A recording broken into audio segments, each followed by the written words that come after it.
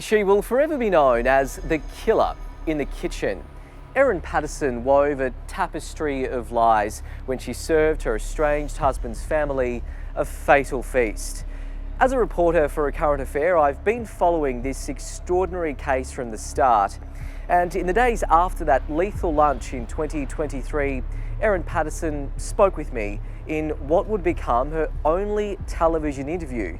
She played the part of a grieving relative. Now, 2 years on, I was inside the courtroom as Erin Patterson was convicted of being a triple murderer.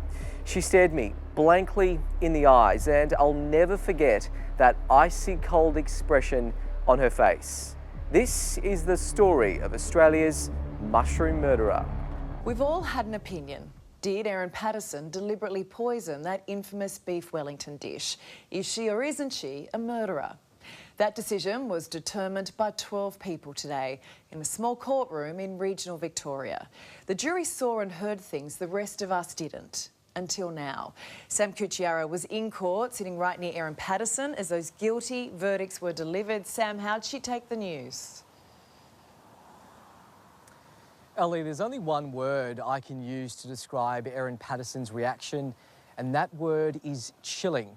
I was sitting only a metre or two away from this killer cook in court today when she entered the courtroom. She appeared to be in good spirits. She was speaking with her defence team. She was speaking with her best friend. And she also appeared to crack a joke with the two guards who were sitting either side of her. Perhaps Erin Patterson really did think in her mind that tonight she'd be spending in her own bed back at her Leongatha home. Not long, the moment we'd all been waiting for, the jury was brought into the courtroom, and I was watching Erin the moment that very first verdict came down. Guilty. Erin Patterson stared straight ahead. She barely batted an eyelid. Her expression remained icy cold, and it did not change throughout the hearing today. Now, for the very first time, we can take you inside this extraordinary marathon trial and show you the video footage that helped convict this triple murderer. I didn't do anything. I loved them. They acknowledge death's reality as something that's not right about the world. I cannot think of another investigation that has generated this level of media and public interest. Poisoned by stealth. This is Dr. Chris Webster calling from Leongatha Hospital, and I have a concern regarding a patient that presented here earlier but has left the building. So is Erin Patterson has been found guilty. They found that she was guilty, that she had deliberately used those toxic mushrooms. And they have found this 50-year-old mother of two, Erin Patterson, guilty on all 4 counts. A mother turned mass murderer, and a tight-knit religious town torn apart. How are you feeling?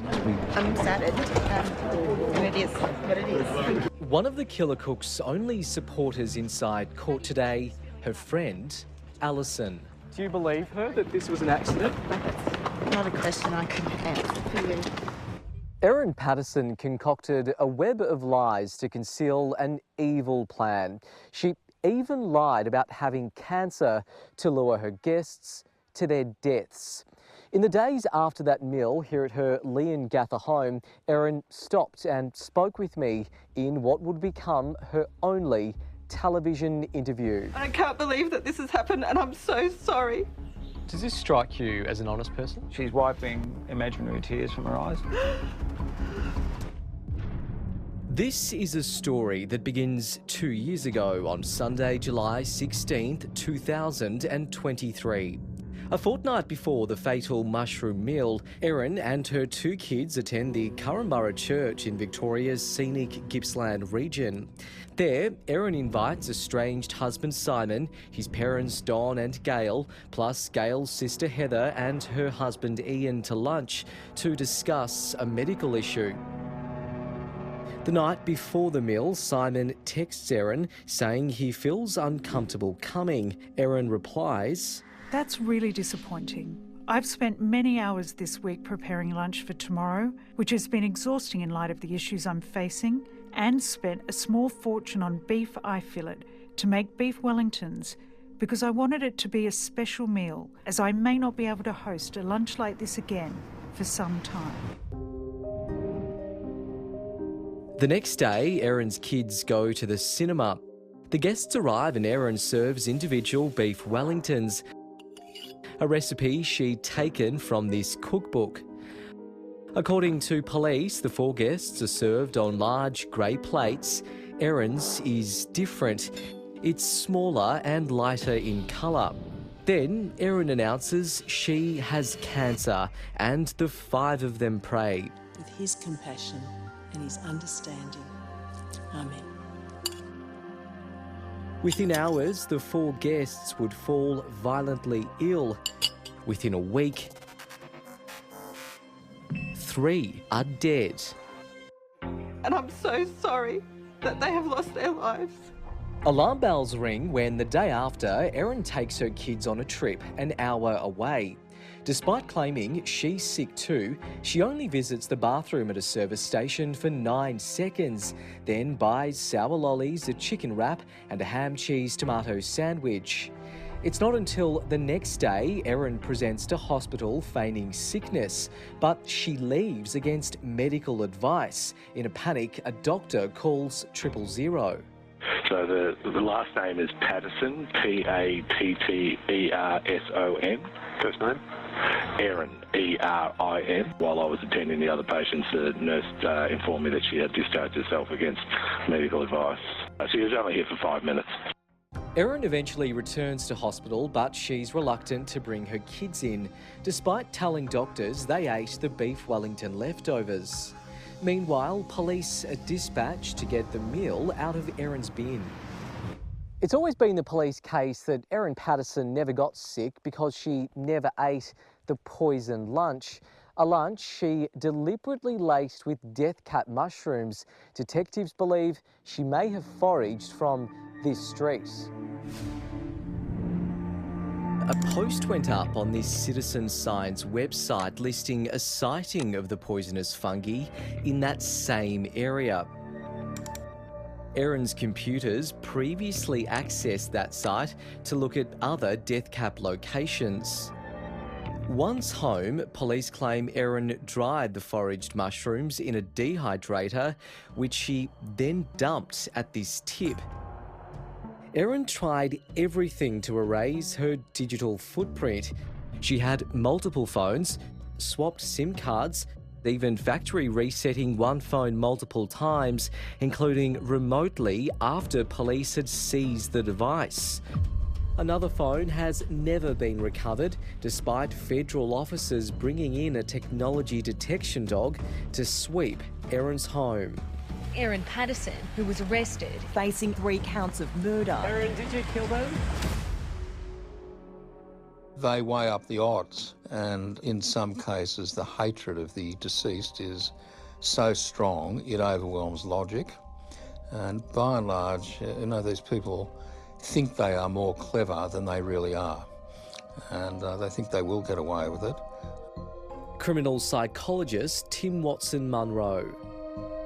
Interestingly, the research suggests that most homicides committed by women tend to be by poisoning. So there's always a hope you won't be detected. For every one lie you tell, you have to invent another 2 or 3 to protect yourself from the first one. Steve Van Apron is an expert in deception. He's worked with police on more than 80 homicide investigations. We've asked Steve to analyse my interview with Erin. Right, let's have a watch. Erin, can you tell us what happened on Saturday? What happened on Saturday was devastating. It's a tragedy what's happened. Can you tell us about the meal that you cooked? I'm so devastated by what's happened, by the loss of Don. Don is still in hospital, the loss of Ian and Heather. Just at this stage, the masking behaviours, I've seen that a lot when people may be blocking and could be like a prolonged eye closure or whatever, and she does a lot of that. So that's the hand to the face? Hand to face, yeah, blocking. Erin also repeatedly gets the name of her relatives wrong. But by the loss of Don Don is still in hospital. The loss of Don is the one who's dead. Ian and Heather were some of the best people I've ever met. They never did anything wrong to me, and I'm so devastated about what's happened. That's quite interesting in itself. There's a lot of, wailing in that, but there's no tears. I don't see any tears. She's wiping imaginary tears from her eyes. That's a concern. I mean, usually when you're dealing with people who are really distraught and crying, you'll see that. And she does it several times. That I just can't fathom what has happened. I just can't fathom what has happened. She's actually talking about how she feels, not information, because usually if somebody's been falsely or maliciously accused, no one wants to be falsely accused. So there'd be more information, content, structure, information. At this point, Erin refuses to answer any more questions. Can you tell us where the mushrooms came from?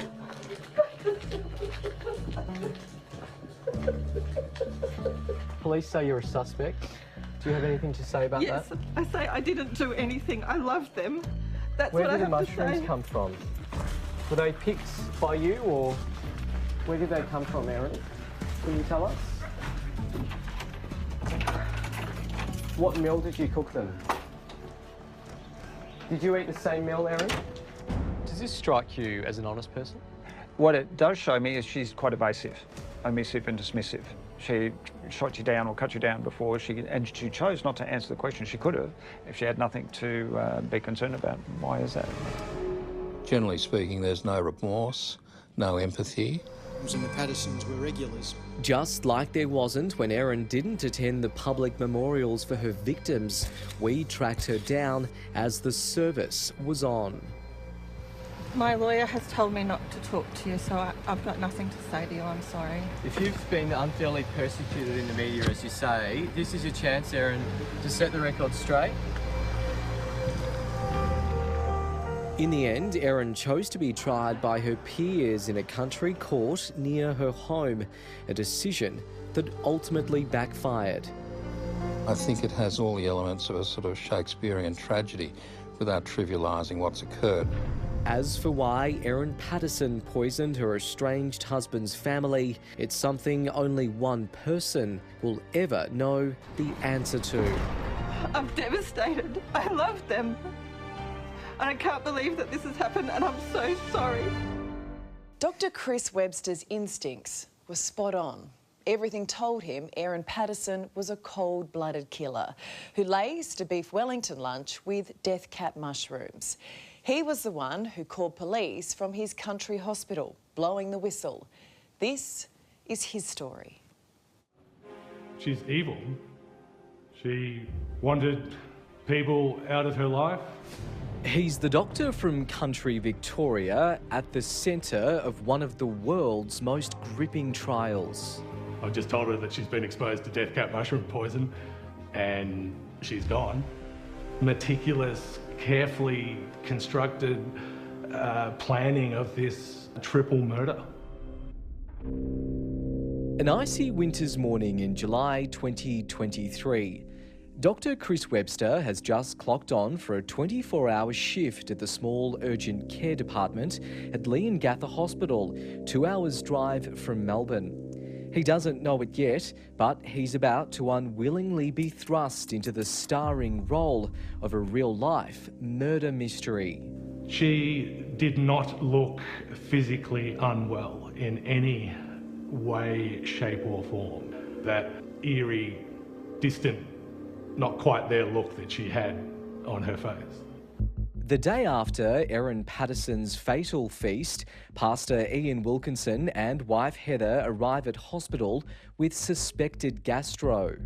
They were both in the same treatment room. We call it the plaster room, but it's an isolation room for people that might be suspected of having something contagious. Soon, a panicked call from another hospital where Don and Gail Patterson are being treated. A suspected case of poisoning with death cap mushrooms. I took a phone call from Dr. Beth from Dandenong Hospital, and from the moment I finished that phone call, I knew that it would be a court case. I knew it would be huge. I felt convinced of her guilt at that point. Dr Webster transfers Ian and Heather to a bigger hospital in Melbourne. Ian and Heather left in separate ambulances, and when Ian left it was still quite hectic. Things had quietened down a little bit when Heather left, and I saw her get pushed into the back of the ambulance with the collapsing trolley, and after the clanging noise of that, she looked me in the eye and said really very sincerely and humbly and very graciously, "Thank you for looking after me." It's not until 2 days after the lunch the killer cook presents to hospital herself. Once she said the name Erin Patterson, my heart skipped a beat and I quickly ran around and brought her in. I bypassed all the usual triage protocol and looked her right in the eye and said directly, "People at Dandenong suspect death cap mushroom poisoning. Where did you get the mushrooms?" And that's when she said, "Woolworths." Bizarrely, within minutes of arriving, Erin Patterson makes a beeline for the exit. Other staff try to stop her as Erin hits a button on the wall to open the doors. They exchange some more words before Erin signs this form, a discharge against medical advice. She literally sneaked behind my back because I would not have let her leave if I had known that she was leaving. Worried she may die, Dr Webster calls Erin 3 times, but she doesn't answer, so he calls 000. Hello, what address do you need the police? This is Dr Chris Webster calling from Leongatha Hospital, and I have a concern regarding a patient that presented here earlier but has left the building and is potentially exposed to a fatal toxin from mushroom poisoning. This is the first time emergency services are alerted to the lethal lunch. When did she present at hospital? At 8:05 today. Yeah. Mushroom poisoning, you said? Yeah, so there were 5 people that ate a meal on Saturday, and 2 of them are in intensive care at Dandenong Hospital. Nearly 2 hours later, Erin returns. I directly asked her whether the children had consumed any of the meal, and when she said yes, I felt that knot in the pit of my stomach. But Erin's reluctant to have them brought in. She was concerned about the possibility of the children being frightened by the experience of being taken out of school and told that grandma and grandpa have been poisoned. I said fairly bluntly, well, they can be scared and alive or dead. As Erin's being treated, police find the leftover meal at the bottom of her bin and they bring it to the hospital where another doctor takes a look. For the first time, we can take you inside the killer's kitchen, where Erin Patterson prepared the most unlikely of murder weapons. And this is the unassuming dining room where she used a fictitious cancer diagnosis to lure her victims to their deaths. These images were later discovered on Erin's tablet device, photos of her weighing what could be the death cap mushrooms in preparation for the lunch. Was this her way of ensuring she had just the right dose of poison? Erin's distinctive red car was later captured on camera as she dumped her dehydrator at the tip, then lied to detectives about ever owning one. Erin Patterson has spent her first night as one of the most notorious female mass murderers in our history. Locked up because of the testimonies of people like Dr Webster, who came face to face with Erin here in court. There was a lot of rage in the eyes when she looked at me. There was a level of malice in her glare that you sort of felt a shiver up your spine when she looked at you. Erin, can you tell us what happened on Saturday? What happened on Saturday was devastating. It's a tragedy what's happened. After she spoke with me outside her home in 2023 and cried crocodile tears, Erin gave me her mobile number so we could stay in touch. That number belonged to a phone police never recovered, seen with her at hospital in a pink case. Police claim when they raided her home, Erin hid that phone and handed over a dummy phone instead. Really horrible, sad, tragic things have happened. Heroic things have happened. Ian Wilkinson is a hero. He turned up to court every day. I like to imagine that the whole time Ian was there, the ghost of Heather was there next to him saying, "You've got this, stay strong." And he did, and we won. And I'm happy about that. Until 2 years ago, Morwell was best known for its award-winning rose garden. Well, now the world sees it as the mushroom murder town. For residents, it's a double-edged sword. They're finding out that being thrust into the spotlight comes with pros and cons. Morwell traditionally has been a bit of a sleepy town. Morwell, country Victoria. A tiny town known for power plants and rose gardens, suddenly the epicentre of a media circus. Dozens and dozens. For this to happen in Morwell. That she was guilty. Not much ever seems to happen here. While the killer cook's crimes were committed at her home an hour away, she chose to be tried here, the next closest court instead of in Melbourne. It just blew my mind that this case had just attracted so much interest worldwide. Just days ago, the local courthouse buzzing with reporters, writers, documentary makers. Now, the bright lights have dimmed and the cameras packed away. Oh, Sam, relief. Yeah, it's been a huge 10 weeks. At their home, away from home, the media and lawyers needed caffeinating. That place, the Daily Cafe and Food Store. So different for us. We don't usually get that down here.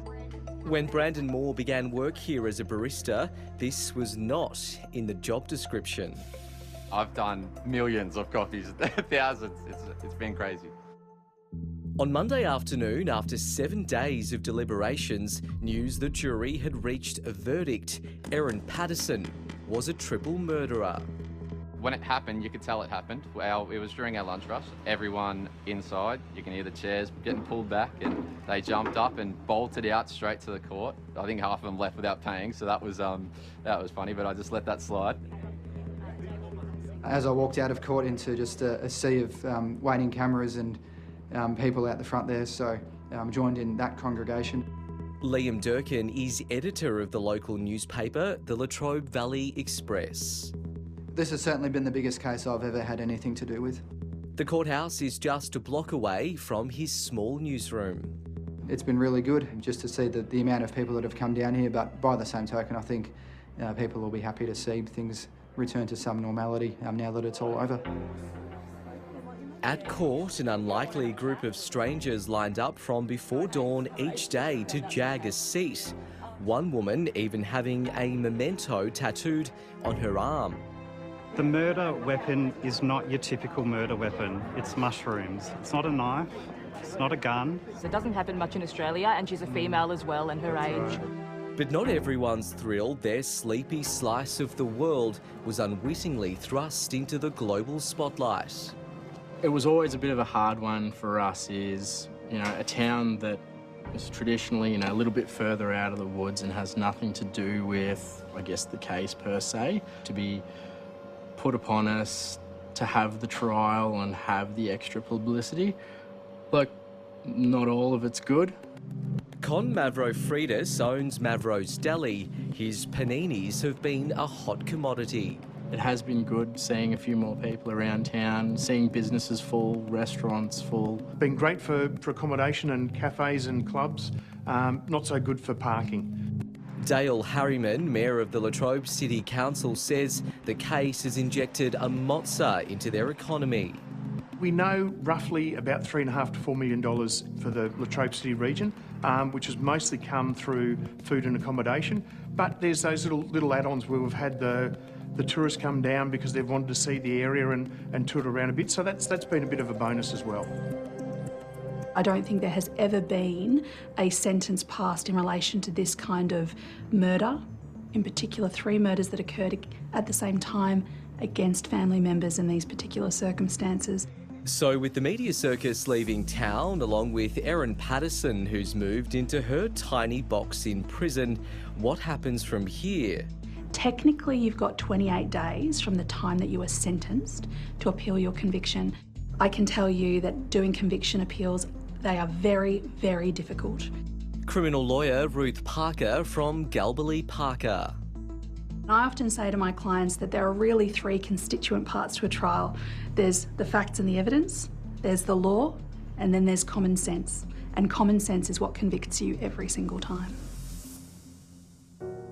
For the reluctant host of the mushroom trial, in the quiet that follows the weeks of headlines, the aftertaste of Erin Patterson's fatal feast lingers in the most unexpected of places. I've never quite seen anything like it, and I dare say I'll probably never cover a story quite like this again. Back to good old Morwell, I guess.